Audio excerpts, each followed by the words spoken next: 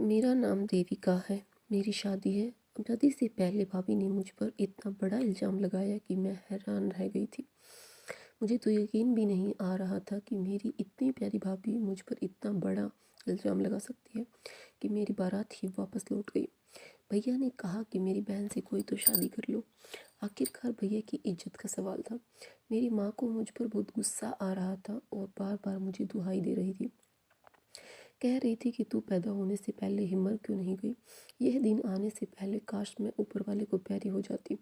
माँ के मुंह से ऐसे शब्द सुनकर मेरा दिल कर रहा था कि मैं सचमुच अपनी जान दे दूँ। एक तरफ भाभी खड़ी मुस्कुरा रही थी, ऐसे जैसे उन्होंने बहुत बड़ी जंग जीत ली हो। लेकिन इधर मेरी ज़िंदगी का सबसे बड़ा फैसला होने जा रहा था। मेरे भैया की इज्जत का सवाल था। मेरी बारात वापस जाने वाली थी। पूरे गांव में उनकी बेइज्जती हो चुकी थी। लेकिन अब उनकी बहन को अगर कोई नहीं अपनाता तो वे किसी को मुंह दिखाने के लायक नहीं रहते। शायद मुझसे कोई दोबारा शादी भी ना करता। भैया अपनी किस्मत को बुरी तरह से कोस रहे थे और फूट फूट कर रो रहे थे। तभी हमारे ही गांव में मौजूद एक सब्जी वाला सामने आया और मेरे भाइयों से मेरा हाथ मांगने लगा। भैया ने मेरी शादी उसके साथ करवा दी। लेकिन मैं उसके साथ शादी नहीं करना चाहती थी। मगर बात इज्जत की थी और मुझ पर जो दाग लगा था वह सारी ज़िंदगी भर धुल नहीं सकता था। इसीलिए मैंने अपनी ख्वाहिश जाहिर नहीं की और खामोश होकर बस जैसे मेरे भैया चाहते थे उसी तरह से मेरी शादी उस मामूली से सब्जी वाले के साथ हो गई, जो गांव में अपनी सब्जी का ठेला लेकर इधर उधर घूमता था और थोड़े बहुत पैसे कमा लिया करता था। जब मैं विदा होकर उसके घर आई तो कमरे में बैठी अपनी किस्मत के बारे में सोच सोच कर रो रही थी कि मैंने अपनी शादीशुदा ज़िंदगी को लेकर कितने हसीन सपने अपनी आंखों में सजाए थे। मेरा पति जब कमरे के अंदर आया तो मेरे करीब बैठकर उसने मुझे एक ऐसी बात बताई जिसे सुनकर मेरे होश ही उड़ गए थे। मुझे नहीं पता था कि मेरा पति इतना खतरनाक है। बड़े अरमानों से हम अपनी भाभी को अपने घर में लेकर आए थे। आखिरकार मेरा एक ही भाई था और मैं चाहती थी कि मैं कुछ समय तक अपनी भाभी के साथ रहूं। मेरी कोई और बहन भी नहीं थी, इसीलिए मैं अपनी भाभी को अपनी बहन बनाकर उनके साथ अपनी ज़िंदगी को एंजॉय करना चाहती थी। हम महाराष्ट्र के राज्य के एक छोटे से गांव के रहने वाले थे। हमारे गांव के लोग आपस में बड़े प्रेम से मोहब्बत से रहा करते थे। हमारे गांव में मान मर्यादाओं को अहमियत दी जाती थी। मेरे भैया शहर में नौकरी करते थे और उनको शहर की ही एक लड़की से मोहब्बत हो गई थी। हम घर में 4 लोग थे, माँ, पापा, मैं और भैया। भैया अपना पढ़ाई पूरी करने के बाद शहर नौकरी करने के लिए चले गए थे, क्योंकि भैया का मानना था कि मैं बहुत पढ़ा लिखा हूँ, मेरे मेल के लिए यहाँ पर गांव में कोई भी नौकरी नहीं है। तो पापा को भी इस बात से कोई प्रॉब्लम नहीं थी। मैं भी काफ़ी पढ़ लिख गई थी, मैं भी चाहती थी मैं भी नौकरी करूँ, लेकिन माँ ने मुझे नौकरी करने से रोक दिया। मैं अपने भैया से सिर्फ 3 साल छोटी थी। हम सभी लोग लगभग भैया से बहुत ज़्यादा प्यार करा करते थे, इसलिए घर में वही होता था जैसा भैया कहा करते थे। जब भैया ने हमें अपनी पसंद के बारे में बताया तो हम लोगों को इस बात से कोई ऐतराज़ नहीं था कि भैया लव मैरिज करना चाहते हैं। लेकिन जब भैया ने भाभी का हमें फ़ोटो सेंड किया तो हमें बहुत खुशी हुई थी, क्योंकि भाभी बहुत सुंदर थी और शहर की पढ़ी लिखी लड़की भी थी। लेकिन वह एक गरीब फैमिली से बिलोंग करती थी। इस बारे में जब भैया ने हमें बताया तो मेरे माँ पापा को भी इस बात से कोई ऐतराज़ नहीं था। हम लोग भी तो मिडिल क्लास लोग थे। भैया ने माँ बाप से कहा पापा से कहा था कि आप लोग शहर आ जाइए और पूनम के घर रिश्ता लेकर चले जाइए। माँ पापा ने शहर जाने में देरी नहीं की, बल्कि वह तो अगले ही दिन शहर चले गए और पूनम भाभी के घर रिश्ता लेकर पहुँच गए। उनके घर वालों से माँ पापा की कुछ जान पहचान हो गई थी और उसके बाद ही पूनम भाभी और मेरे भैया का रिश्ता हो गया था। मैं बहुत खुश थी कि मुझे अपने भैया की शादी की शॉपिंग करनी चाहिए और मैंने उन दोनों की शादी में किसी तरह की कोई कमी नहीं छोड़ी थी। खूब जमकर हंगामा किया था और खूब जमकर शॉपिंग भी की थी। भाभी के घर वालों ने बताया था कि उनके रिश्तेदार भी हमारे गांव में ही रहते हैं। हमारी उनसे जान पहचान हो गई थी। वह भाभी के कोई दूर के रिश्तेदार नहीं थे, बल्कि भाभी की मौसी का घर तो हमारी गली में ही था। भाभी के आ जाने से घर में एक अजीब सी रौनक लगी हुई थी। घर पूरा खुशियों से भरा हो गया था। भैया की शादी धूमधाम से की गई थी, जिसमें पूरे गांव को इनवाइट किया गया था। मुझे तो लगभग हमारा पूरा गांव ही अच्छी तरह से जानता था, क्योंकि मैं शुरू से ही हंसमुख थी। मेरे बहुत सारे सपने थे। मैं भी सोचती थी कि एक दिन मैं भी दुल्हन बनूंगी, मेरी शादी धूमधाम से होगी। आखिरकार मेरे भैया कहते थे कि हम तुम्हारी शादी में कोई कमी नहीं छोड़ेंगे। मुझसे घर में सबसे लोग बहुत प्यार करते थे, क्योंकि मैं घर में सबसे छोटी थी। जैसी अहमियत मुझे दी जाती थी, ऐसी ही अब अहमियत भाभी को भी दी जाने लगी। आखिरकार वह हमारे घर की मेंबर बन चुकी थी, और अब वह भी मेरे मम्मी पापा के लिए उनकी बेटी समान ही थी। मगर गुजरते वक्त के साथ साथ मुझे भाभी कुछ अजीब सी लगने लगी थी। मुझे ऐसा लगता था जैसे भाभी को मैं बुरी लगती हूँ, क्योंकि भाभी से बात करने की कोशिश करती तभी वह मुझे मुंह बिगाड़ कर जवाब दिया करती थी। मुझे ऐसा लगता था जैसे भैया जब जब प्यार से मुझसे बात करते हैं, तब तब भाभी जल जाती है। शायद से यह सब कुछ भाभी से बर्दाश्त नहीं होता था कि उनके पति उनके अलावा उनके हिस्से का प्यार किसी और पर लुटा दे। मगर वह मेरे भाई थे, उनके लिए भाभी की अलग जगह थी और मेरे लिए अलग। फिर भाभी के दिल में यह ख्याल कैसे आ सकता था? भाभी को ऐसा लगता था जैसे अपने पति की मोहब्बत की हकदार सिर्फ वही है और कोई नहीं। फिलहाल वह समय किसी तरह से गुजरता जा रहा था। एक दिन पापा की तबीयत बहुत ज़्यादा ख़राब ही हो गई थी और वह इस दुनिया को छोड़कर ही चले गए। उनके जाने पर मैं और माँ बहुत रोई थी। मैं तो रो रो कर कह रही थी कि बेटे की शादी तो देख ली, बेटे की शादी भी अपने हाथों से कर देते। लेकिन शायद ऊपर वाले को यह सब कुछ मंजूर नहीं था। भैया ने वादा किया था कि वह मेरी शादी में कोई कसर नहीं छोड़ेंगे और मुझे पापा की कमी भी कभी महसूस नहीं होने देंगे। पापा के मरने के बाद माँ को मेरी शादी की फिक्र सताने लगी थी। उनका कहना था कि बेटा, तुम्हारे पापा तो इस दुनिया से चले गए, मैं भी बीमार रहती हूँ। मैं चाहती हूँ कि देविका की शादी कर दो, लेकिन मैं इस बारे में क्या बोल सकती थी?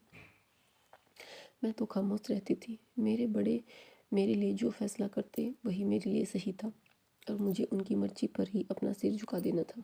माँ मेरे लिए रिश्ते तलाश करती रहती फिर रही थी। भैया अभी भी शहर में नौकरी कर रहे थे, लेकिन वह पहले तो महीने में एक बार गाँव आते थे। जब से पापा की मौत हुई थी, तब से वह हर हफ्ते यहाँ आने लगे थे। भाभी घर का कोई काम नहीं करती थी, सारे काम मैं और माँ किया करती थी। लेकिन मैंने कभी इस बारे में ना तो भाभी से शिकायत की थी और ना ही भैया से। मैंने माँ से कहा भी था कि भाभी की हरकतों के बारे में हमें भैया से कहना चाहिए या फिर भाभी से ही बात करनी चाहिए। मेरी माँ ने कहती थी कि बेटा, यह तुम कैसी बातें कर रही हो? मैं अपनी बहू के दिल से नहीं उतरना चाहती हूँ। पहले भी तुम घर के सारे काम करती थी।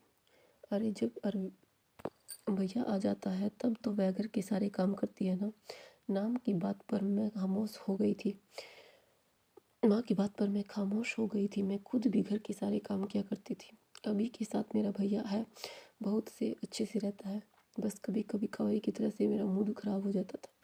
भैया जब भी गांव आते थे, शहर से मेरे लिए थोड़ा बहुत सामान लेकर आया करते थे, क्योंकि भैया को भी अब मेरी शादी की फ़िक्र हो रही थी। जैसे माँ मेरे लिए रिश्ते तलाश कर रही थी, ऐसे ही भैया मेरी शादी का इंतज़ाम करते हुए चल रहे थे। ये सब ना जाने क्यों भाभी को बिल्कुल भी अच्छा नहीं लगता था। भाभी कह रही थी कि अभी तो देविका का रिश्ता भी नहीं लगा और आप अभी से दहेज का सामान लाने लगे हो। भैया कहते थे कि देविका का मेरी बहन है, उसको ढेर सारी दहेज के साथ विदा करूँगा। मेरी बहन को अपने ससुराल में कोई कमी नहीं होनी चाहिए। कुछ समय गुजर गया था, तभी गांव के एक जमींदार की यहाँ से मेरा रिश्ता आया। भैया और माँ तो इस रिश्ते से बहुत खुश हुए थे और उन्होंने फ़ौरन ही इस रिश्ते के लिए हाँ कर दी थी।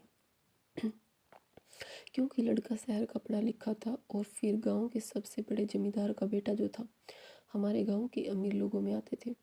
यह रिश्ता खुद हमारे घर चलकर आना हमारे लिए सौभाग्य की बात थी। अभी सिर्फ मेरा रिश्ता ही तय हुआ था और लड़के वालों की तरफ से खबर आई थी कि वह एंगेजमेंट करना चाहते हैं। मेरी एंगेजमेंट में खूब धूमधाम से की गई थी। हम सब लोग बहुत खुश थे। मैं भी इस रिश्ते से यही सोचती थी कि मेरी शादी ऐसे इंसान के साथ हो जो मेरा हमेशा ख्याल रखे और जहाँ मेरी हर ख्वाहिश पूरी की जाए। मेरा होने वाला पति संचित बहुत अच्छा और गांव का सबसे हैंडसम लड़का था, जिसको गांव की लगभग सारी लड़कियां पसंद करती थी। मैं अपने आप को बहुत खुशकिस्मत समझ रही थी जिसकी शादी ऐसे इंसान से होने जा रही थी जिसको सारी लड़कियां अच्छा समझती थी। लेकिन एंगेजमेंट के वाले दिन कुछ ऐसा हुआ जिसने हमारी खुशियों को कम कर दिया था। मेरी खुशी संचित के साथ जुड़ चुकी थी। मैं इस रिश्ते से बहुत खुश थी और मेरी यह खुशी मेरे परिवार वाले अच्छी तरह से नोटिस कर रहे थे कि जब से मेरा रिश्ता हुआ है मेरी खुशी के ठिकाने नहीं है। एंगेजमेंट वाले दिन संचित के परिवार वालों ने मेरे भैया से बातचीत की और उनसे कहा कि हमारा बेटा शहर से पढ़ लिख कर आया है और हम लोग भी कम पैसे वाले नहीं हैं। हम आपसे लेन देन की बात करना चाहते हैं। उन्होंने कहा कि हमारा बेटा सबसे ज़्यादा समझदार और अच्छा है। हम चाहें तो उसके लिए आपकी बहन जैसी ढेर सारी लड़कियां ला सकते हैं, मगर हमने आपकी बहन को सिलेक्ट किया क्योंकि हमें अपने संचित के लिए वही लड़की पसंद आ गई थी। कि मैं आप लोगों की बात भैया ने कहा कि मैं आप लोगों की बात समझ नहीं पा रहा, आप किस तरह की बातें कर रहे हो। उन्होंने कहा कि हमें यही कोई 50 तोले सोना और दहेज का लग्जरी सामान और 3 लाख रुपए कैश चाहिए। यह बात सुनकर तो भैया के होश ही उड़ गई थी। भैया ने कहा कि आप लोग क्या कह रहे हो, मैं इतने सारे सोने और पैसों का इंतजाम कहाँ से कर सकता हूँ। मैं तो खुद एक मामूली सी नौकरी करता हूँ। हाँ, मगर मैं इतना ज़रूर कर सकता हूँ कि अपनी बहन को लग्जरी दहेज दे सकता हूँ। यह बात सुनकर संचित के परिवार वालों ने हंगामा करना शुरू कर दिया। उन्होंने कहा कि हमारे बेटे के लिए लड़कियों की कमी नहीं है। हम चाहे तो हमें इससे भी ज़्यादा दहेज के साथ आपकी बहन से भी अच्छी लड़की मिल सकती है। आप तो शहर में नौकरी करते हो, अच्छा कमा लेते हो, तो क्या अपनी बहन को इतना दहेज भी नहीं दे सकते। यह बात सुनकर मेरे भैया कुछ परेशान हो गए थे। उनको भाभी ने समझाया भी था कि आपको लड़के वालों की यह शर्त नहीं माननी चाहिए। माँ भी परेशान थी, लेकिन संचित के परिवार वालों को इतने डिमांड्स करनी ही थी तो यह बात उन्होंने एंगेजमेंट होने से पहले क्यों नहीं बताई। यह सारी शर्तें सगाई के दिन सामने लाने की क्या ज़रूरत थी। मुझे भी इस बारे में पता चल गया था। मैं खामोश हो गई थी। मुझे संचित के परिवार वालों से ऐसी उम्मीद नहीं थी, क्योंकि ऐसे दान दहेज की उम्मीद तो वही लोग करते हैं जो लालची होते हैं। उन लोगों को भी एक तरह से लालच था जो दहेज के साथ साथ जेवर और रकम की भी मांग कर रहे थे। इन सारी बातों से मेरा दिल बैठा जा रहा था और बहुत उदास हो गई थी। मैं जिस तरह से अपनी शादी से खुश थी, ये बातें जब मेरे सामने आई तो मैं उदास हो गई थी। भैया ने मेरे सिर पर हाथ रखा और कहने लगे कि तुम क्या चाहती हो। मैंने अपनी नज़र झुका दी। मैंने कहा भैया मैं कुछ नहीं चाहती, जैसा बेहतर समझो मैं उसी में खुश हूँ। इतने में ही भाभी बोल पड़ी थी। उन्होंने कहा कि आखिर आप इतने पैसों का और इतने जेवरों का इंतजाम कहाँ से करोगे। भैया कहने लगे कि अपनी बहन की खातिर मैं कुछ भी करूँगा। अब मेरे पास अपनी बहन की शादी का इंतजाम नहीं है तो क्या हुआ, मैं दिन रात और कड़ी मेहनत करूँगा और उनकी शादी का इंतजाम करके ही रहूँगा। मुझे संचित के परिवार वालों से थोड़ा समय चाहिए। मैं अपनी बहन की शादी संचित के साथ ही करूँगा। माँ कहने लगी कि बेटा लेकिन यह तो सब कुछ कैसे होगा। भैया कहने लगे माँ तुम क्यों चिंता कर रही हो। संचित जैसे अच्छे लड़के का रिश्ता हमारे हाथ से नहीं जाना चाहिए। यह चीज़ जैसे अच्छे लड़के का रिश्ता हमारे हाथ से नहीं जाना चाहिए। संचित के परिवार वालों से भैया ने बात की थी और उनसे कहा था कि मुझे 6 महीने का समय चाहिए। मैं कंपनी से लोन ले लूँगा, मगर यह रिश्ता ख़त्म नहीं होना चाहिए। संचित के परिवार वालों ने भैया की बात मान ली थी। भैया ने कहा था कि मेरे लिए सब कुछ करना कोई मुश्किल काम नहीं है, बस मुझे थोड़ा सा वक्त चाहिए। ऊपर वाले की कृपा से मैं दिन रात मेहनत करूँगा और अपनी बहन की शादी को धूमधाम से करूँगा। भैया ने हमें भरोसा दिलाया था और अब भैया ने हर हफ्ते आने के बजाय महीने में एक बार ही गांव का चक्कर लगाना शुरू कर दिया। भैया हर महीने अब जब भी घर आते थे शहर से मेरे लिए थोड़ा सा जेवर लेकर आ जाते थे और उसे माँ के हवाले कर दिया करते थे। माँ से कहते थे कि ये वेदिका की शादी के लिए जमा कर रहा हूँ। 6 महीने तक संचित के परिवार वालों के मुताबिक उतना कर लूँगा और रही पैसे की बात तो पैसे तो पहले ही मैंने देविका की शादी के लिए जमा कर दिए थे। मैं खुश थी कि मेरे भैया मेरे लिए बहुत कुछ कर रहे थे, मगर इस सब के दौरान भाभी का मूड दिन ब दिन खराब होता जा रहा था। जब भी भैया घर आते थे तो वह भैया से छोटी छोटी बात पर झगड़ा करने लग जाती थी और मुझसे तो वह बात करना भी नहीं पसंद करती थी। हमेशा घर के कामों के दौरान वह मुझे छोटी छोटी बातों पर ताना दिया करती थी। कहती थी कि मेरा पति तुम्हारी वजह से दिन रात मेहनत कर रहा है, उसे अपनी सेहत का भी कोई ख्याल नहीं है, यह सब सिर्फ तुम्हारी वजह से हुआ है। मैं भाभी से कहती थी कि भाभी भैया यह सब कुछ अपनी खुशी से कर रहे हैं, मैंने तुमसे कहा था कि मैं आप लोग जैसा चाहोगे वैसा कर सकती हूँ, मैं भी अपने भैया को परेशान नहीं करना चाहती हूँ। फिर भाभी कहने लगती कि नहीं नहीं रहने दो, ये शराफत के ड्रामे कम से कम मेरे सामने मत करना, जितनी अच्छी बनने की तुम कोशिश करती हो इतनी अच्छी तुम हो नहीं, मैं सब कुछ जानती हूँ। मैं भाभी की इस बात पर खामोश हो जाती थी। वह माँ और भैया के सामने तो अच्छी बनने की कोशिश करती थी, लेकिन उनकी पीठ के पीछे तो हमेशा उनका मूड खराब ही रहता था। जैसे जैसे 6 महीने भी गुजर गए थे, मेरी शादी का वक्त करीब आ रहा था। भैया 15 दिन के लिए अपने ऑफिस से छुट्टी लेकर गाँव आ गए थे। भैया वहाँ से भी मेरे लिए काफ़ी सारा सामान लेकर आए थे। जिस दिन भैया आए थे मैं बहुत खुश थी और मुझे रोना भी आ रहा था कि अब मैं अपने घर को छोड़कर जाने वाली हूँ। घर में मेरी शादी की तैयारियाँ चल रही थी और इसी दौरान हमें एक नई खुशखबरी मिली, जिसने हम सब के होठों पर ढेर सारी मुस्कुराहट ला दी थी। भाभी माँ बनने वाली थी। मेरी शादी का लगभग सारा इंतजाम भी हो चुका था। भैया ने सारे ही जेवर इकट्ठे कर लिए थे और वह पैसे भी शहर से लेकर आए थे। वह सारा सामान मेरी माँ की अलमारी की तिजोरी में रख दिया था। यह बात मेरी शादी से 3 दिन पहले की, जब रात के समय हम लोग खुशी खुशी से एक साथ खाना खाने के बाद अपने अपने कमरों में चले गए थे। मगर ना जाने क्यों खाना खाते ही मुझे बहुत तेज नींद आ रही थी। कुछ ऐसा ही माँ ने भी कहा था और भैया भी उस दिन जल्दी ही अपने कमरे में सोने के लिए चले गए थे। अगले दिन सुबह मेरी आँख खुली तो सुबह के 11 बज रहे थे और मेरा दिमाग भी बहुत भारी हो रहा था। मैं इतना तो कभी भी नहीं सोती थी। मैं जैसे ही कमरे से निकल कर बाहर गई तो मुझे पता चला कि आज तो माँ भी देर तक सो रही है और भाई अभी भी सोए हुए हैं, बस भाभी ही जाग रही थी। बड़ी ही अजीब बात थी कि सब लोगों को इतनी नींद आ रही थी, ऐसा हमारे घर में पहली बार हुआ था।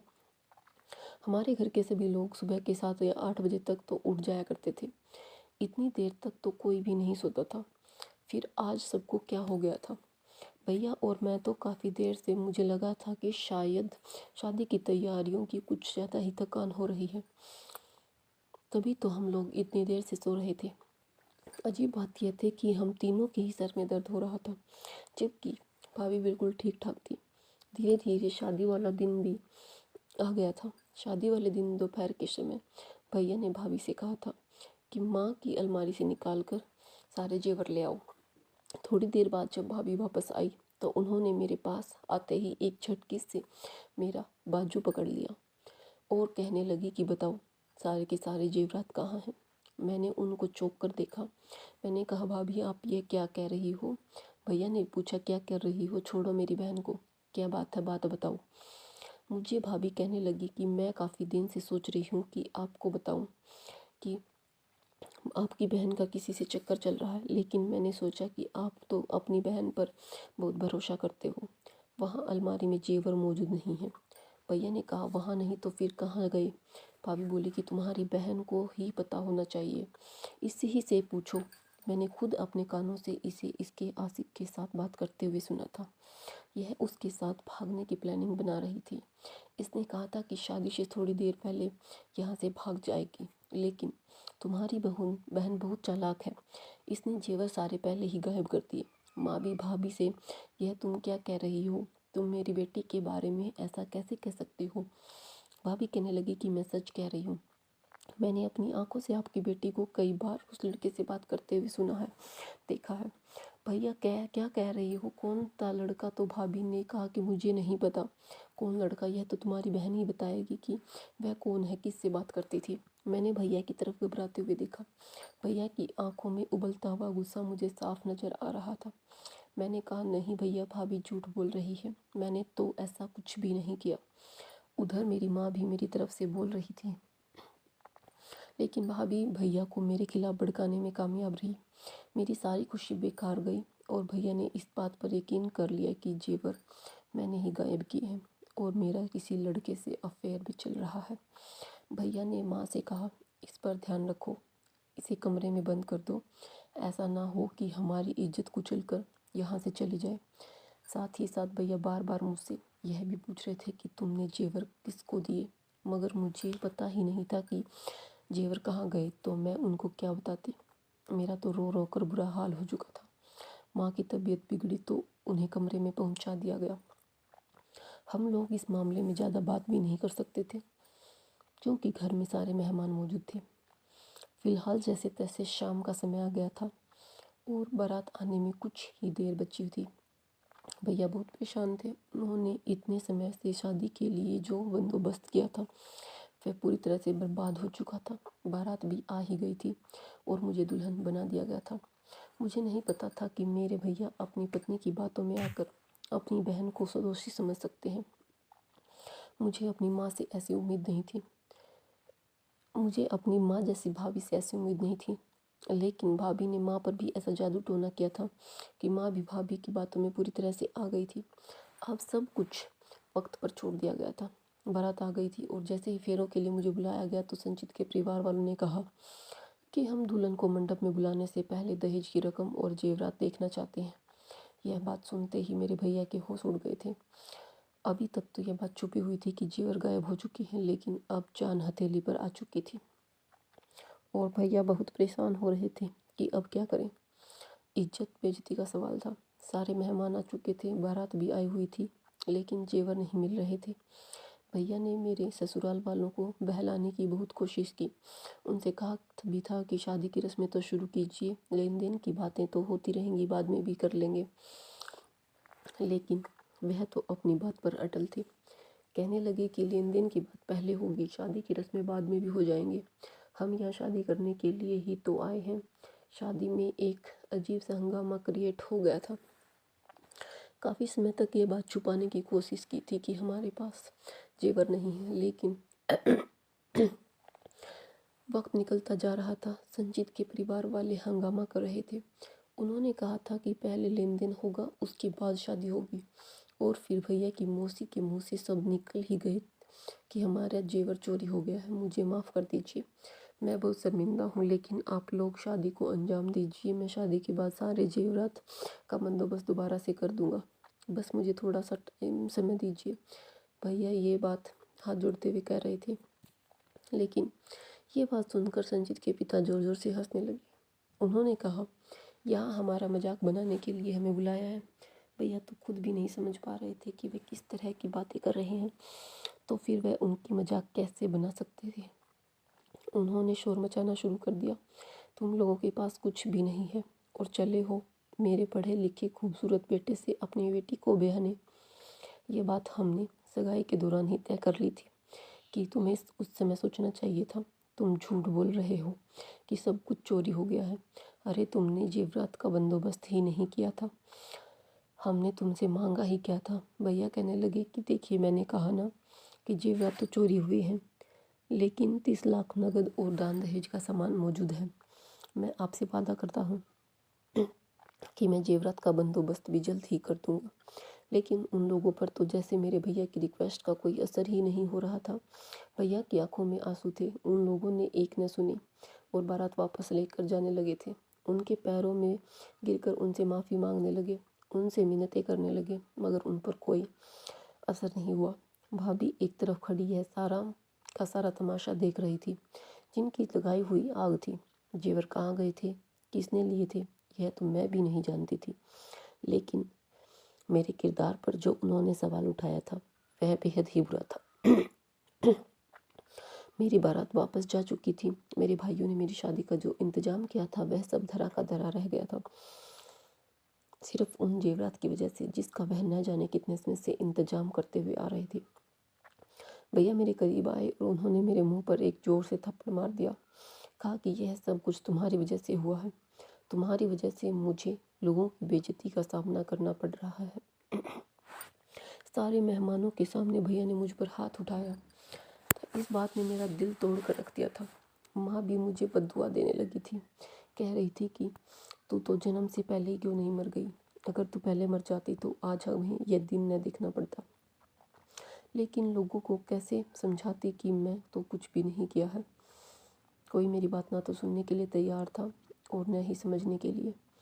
भाभी के चेहरे पर एक अजीब सी शातिराना मुस्कुराहट थी। मैं समझ गई थी कि यह सब कुछ भाभी ने किया है।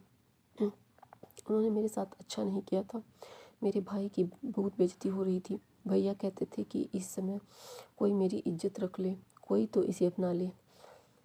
भैया अपनी पगड़ी हाथ में पकड़कर फूट फूट कर रो रहे थे और मेरी माँ की तबीयत बिगड़ती जा रही थी। आसपास खड़े सारे ही लोग तमाशा देख रहे थे। भैया कहने लगे कि अब मेरी बहन से शादी कौन करेगा। दहेज की वजह से मेरी बहन की बारात वापस लौट गई। अब मैं क्या करूं? हम सब लोग भी फूट फूट कर रो रहे थे। तभी अचानक मेहमानों के बीच से एक ज़ोरदार आवाज़ आई और हमने जैसे ही उसकी उधर की तरफ नज़र डाली तो हम सब लोग दंग रह गए थे जब वह इंसान हमारे सामने आया और कहने लगा कि मैं आपकी बहन से शादी करूंगा। क्या आप अपनी बहन का हाथ मेरे हाथ में देना पसंद करेंगे? यह सवाल सुनते ही भैया ने चौंक कर उसकी तरफ देखा। यह तो हमारे गांव में सब्जी बेचता है। यह सब मेरे पीछे खड़ी हमारे गांव की कमला चाची ने कहे थे। उनकी बात पर उसने कहा कि जी, मैं गांव में अपना सब्जी का ठेला लेकर घर घर सब्जी बेचता हूँ। इतना तो कमा ही लेता हूँ कि आपकी बहन का पेट भर सकूँ, इज्जत से भर सकूँगा। जरा सोचिए, जिस परिवार में आप अपनी बहन की शादी करना चाहते थे, इस बात की क्या गारंटी है कि बहुत सारा दान दहेज देने के बाद भी आपकी बहन वहाँ खुश रहती। उन लोगों के लिए तो सबसे बड़ी दौलत यह होनी चाहिए थी कि वह आपकी बहन को अपने घर की बहू बनाने जा रहे थे और वह लड़का जिसके साथ आपकी बहन की शादी होने जा रही थी, वह अपने माता पिता की कही हुई हर बात को सुन रहा था। वह पढ़ा लिखा था, उसे इस बात पर ऑब्जेक्शन उठाना चाहिए था, मगर वह बिल्कुल खामोश रहा। उसे तो वही सब ठीक लगा जैसा उसके माता पिता कर रहे थे। आप अपनी बहन को इतना सारा दान दहेज देकर विदा करते और शादी के बाद भी ससुराल वाले आपकी बहन पर अत्याचार करते, तब भी वह लड़का खामोशी से सब कुछ देखता रहता, लेकिन कभी अपनी पत्नी का रखवाला नहीं बनता। उसने मेरे भैया के सामने हाथ जोड़ दिया और कहने लगा, देखिए, मैं भले ही कम कमाता हूँ, लेकिन आपकी बहन का सारी ज़िंदगी भर बहुत ख्याल रखूँगा। मैं आपसे इस बात का वादा करता हूँ। ये सारी बातें सुनकर भैया के दिल में एक आस जग गई थी। उसकी बातों से इम्प्रेस होकर उन्होंने मेरी शादी उनके साथ करने के का फैसला कर दिया था। लेकिन दिल ही दिल में मैं सोच रही थी कि मेरी ज़िंदगी में यह कैसा मोड़ आ गया था।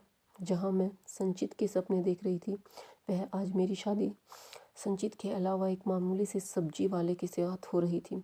उसकी कोई औकात नहीं थी, उसके आगे पीछे कोई नहीं था, उसका कोई परिवार नहीं था, फिर भी मेरी शादी उसके साथ होने जा रही थी।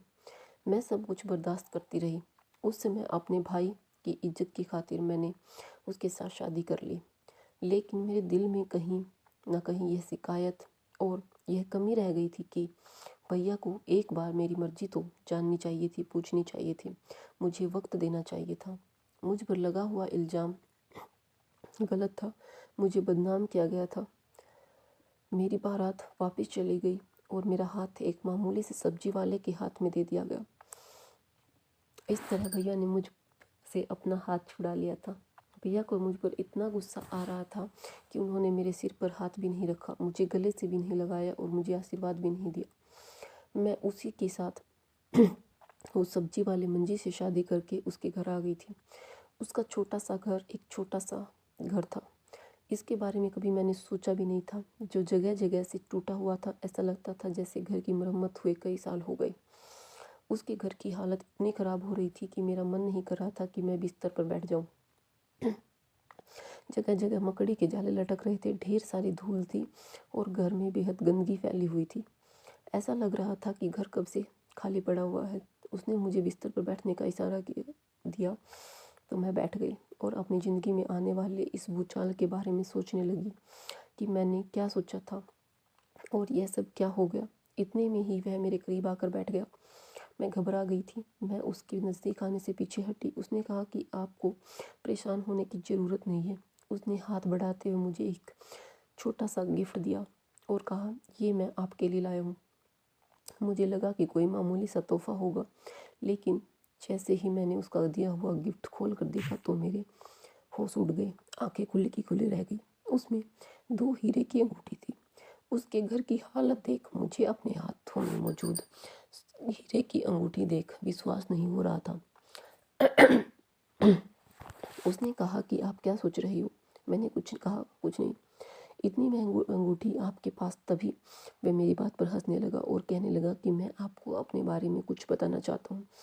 अब मेरी आपसे शादी हो चुकी है, इसीलिए मैं आपसे कुछ भी नहीं छुपाऊंगा। दरअसल मैं उड़ीसा से आया हूँ और वहाँ का डीएम हूँ। काफ़ी समय से मुझे लोगों से यहाँ की शिकायतें मिल रही थी कि इस गांव में कुछ लोग ज़मीनों का अवैध कारोबार कर रहे हैं। मैं बस उन लोगों के बारे में जानने के लिए और उनकी तलाश करने के लिए ही यहाँ आया था। तभी मैंने अपनी पहचान बदल ली और मैं सब्जी वाला बन गया था। मुझे यहाँ आए हुए 10 दिन से ज़्यादा गुजर गए हैं। मैं यहाँ इस घर में रह रहा हूँ। सारा दिन सब्जी वाला बनकर इधर उधर घूमता रहता हूँ ताकि हर चीज़ पर मेरी नज़र रह सके और मुझे उन लोगों के बारे में पता चल सके जो यहाँ ज़मीनों पर अपना अवैध कब्जा करके बैठ गए हैं। मैंने देखा है इस गांव की कंडीशन भी बहुत ख़राब है। सरकार इस गांव पर ज़्यादा ध्यान नहीं दे रही। मैं गांव के लोगों की मदद करना चाहता हूँ, यहाँ विकास करना चाहता हूँ। मैंने देखा है यहाँ की सड़कें बहुत ख़राब हैं। आज मैंने तुम्हारे लाचार भाई को देखा और देखा कि यहाँ दहेज प्रथा बहुत मामूली सी चीज़ है। दहेज पूरा ना होने पर तुम्हारी बारात वापस लौट गई थी। तब मुझसे देखा नहीं गया, इसीलिए मैं आगे आ गया और उस समय तुम्हारी भाई की इज्जत बचाने के लिए मैंने तुमसे शादी कर ली। तुम्हें मैंने पहली बार नहीं देखा, 1-2 बार और मैं तुम्हें देख चुका हूँ। जब तुम अपने घर के नल से पानी भरती थी तो मैंने तुम्हें कई बार देखा है और मुझे तुम पसंद आ गई थी और आज मेरी पसंद को ऊपर वाले ने मेरा कर ही दिया। मैं खुश हूँ तुमसे शादी करके। मंजीत की बातें सुनकर तो मुझे अपने कानों पर भी विश्वास नहीं हो रहा था। जिस इंसान को मैं एक मामूली सा इंसान समझ रही थी वह डीएम था। मंजीत कहने लगा कि ऊपर वाले की कृपा से मेरे पास सब कुछ है। मैं तुम्हें अपने साथ अपने घर में ले जाऊंगा। बस मैं जिस काम से यहाँ आया हूँ वह काम हो जाए। मंजीत की बात सुनकर मेरी खुशी के इंतहा नहीं हो रही थी। ऊपर वाले ने मुझे संचित से भी ज़्यादा अच्छा इंसान दिया था। मंजीत एक अमीर इंसान था और पढ़ा लिखा इंसान होने के साथ साथ एक बहुत ही ईमानदार इंसान भी था जिसने मेरा बहुत ख्याल रखा था। शादी के बाद ही टूटे फूटे घर की मैंने सफाई की थी और इसको रहने का भी कर दिया था, क्योंकि मंजीत यहाँ थोड़ी बहुत देर के लिए ही आया करते थे ताकि उन पर किसी को शक न हो। उनके पास बहुत सारे पैसे थे, वह मेरी हर ख्वाहिश को पूरा किया करते थे। भाभी को लगा था कि गांव के सब्जी वाले के साथ शादी करने के बाद मेरी हालत और भी ख़राब हो जाएगी, तभी तो मेरी विदाई पर हंस रही थी। लेकिन मुझे नहीं पता था कि मेरी ज़िंदगी संचित से ज़्यादा तो मंजीत के साथ अच्छी गुजरेगी। मैं बहुत खुश थी। मुझे ढेर सारी शॉपिंग करवाई गई थी। मैं शादी के कुछ दिनों बाद जब अपने मायके गई तो यह देख मुझे बेहद अफसोस हुआ था कि भाभी बेहद बीमार थी और पता चला कि भाभी का मिसकैरेज हो गया, जिस पर भाभी फूट फूट कर रो रही थी।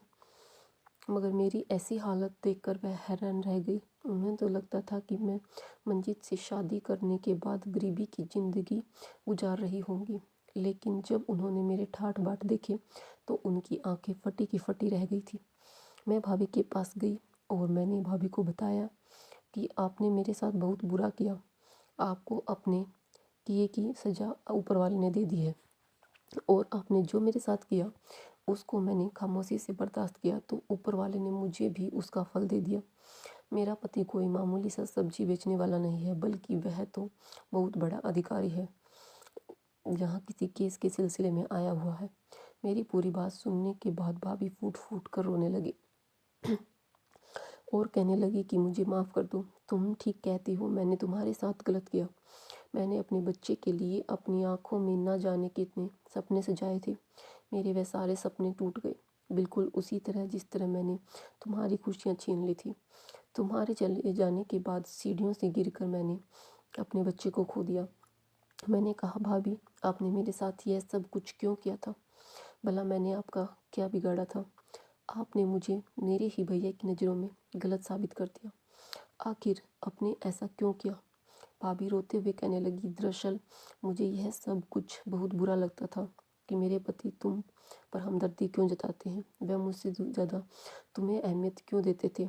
जब मुझे पता चला कि तुम्हारी शादी के लिए ढेर सारी जेवरात का बंदोबस्त कर रहे हैं, तब मुझसे रुका नहीं गया और मैंने एक रात घर के सारे लोगों को रात के खाने में नींद की दवाई मिलाकर दे दी थी, जिससे सब लोग गहरी नींद में सो गए। फिर चोरी से जेवर चुराकर अपनी माँ के घर रख दिए और इल्ज़ाम तुम पर लगा दिया कि तुमने किसी लड़के को जेवर दिए हैं और तुम्हारा उसके साथ अफेयर भी चल रहा है। तुम भागने वाली हो। तुम्हारे भैया ने मेरी बातों पर यकीन भी कर लिया। वह हाथ जोड़ कर रोने लगी थी। उन्होंने कहा था कि मैं उसी घर को अपने काम में लेना चाहती थी। मुझे ये बात बिल्कुल भी अच्छी नहीं लगी कि मेरे पति ने अपनी बहन के लिए इतना सब कुछ किया। तो वे अपनी कहानी बता रही थी। इतनी ही देर में भैया कमरे के अंदर आ गए और उन्होंने भाभी की बताई हुई एक एक बात सुन ली थी। आज ये सच्चाई भैया के सामने आ गई तो भैया भाभी पर बहुत बरसने लगे और मेरे आगे शर्मिंदा होने लगे। कहने लगे कि मुझे माफ़ कर दो, मैं तुम्हारी भाभी के कहने में आ गया था। गलती तुम्हारी भाभी की नहीं बल्कि मेरी भी है। मुझे इसकी बातों में नहीं आना चाहिए था और अपनी बहन पर भरोसा करना चाहिए था, लेकिन मैं बहुत शर्मिंदा हूँ। मुझे माफ़ कर दो। मैंने कहा नहीं भैया, आपने कोई गलती नहीं की। भाभी भी रो रो कर मुझसे माफ़ी मांग रही थी, लेकिन भैया ने कहा था कि मैं कभी तुम्हें माफ़ नहीं करूँगा, भले ही मेरी बहन मुझे तुम्हें माफ़ कर दे। मैंने भैया को मंजीत के बारे में भी सब कुछ बता दिया, जिस पर भैया के दिल को एक अजीब सा सुकून मिला था। भैया कहने लगे कि मुझे तो विश्वास ही नहीं हो रहा कि तुम सच कह रही हो। भैया ने भाभी को माफ़ नहीं किया था, लेकिन मैंने भैया भाभी को माफ़ कर दिया था। भाभी भैया का दिल जीतना चाहती थी। भैया को इस बात पर गुस्सा था कि उन्होंने अपनी बेकसूर बहन को उनके दिल से उतार दिया था। भाभी भैया को मनाने की बहुत कोशिश कर रही थी। मैं तो फिर अपने घर आ गई थी, लेकिन अगले ही दिन भाभी मेरे घर आई तो मैं उनको देखकर हैरान रह गई। उन्होंने मुझसे घर आकर दोबारा से माफ़ी मांगी थी और साथ ही मंजीत से भी बात की। उन्होंने मंजीत से कहा था कि मैं पढ़ी लिखी हूँ और काफ़ी कुछ जानती हूँ। मैं अपने पति से माफ़ी मांग रही हूँ। मैं मानती हूँ कि मैंने वेदिका के साथ कुछ गलत किया था, लेकिन मैं अब अपनी गलती सुधारना चाहती हूँ। भैया भाभी से बात नहीं करते थे।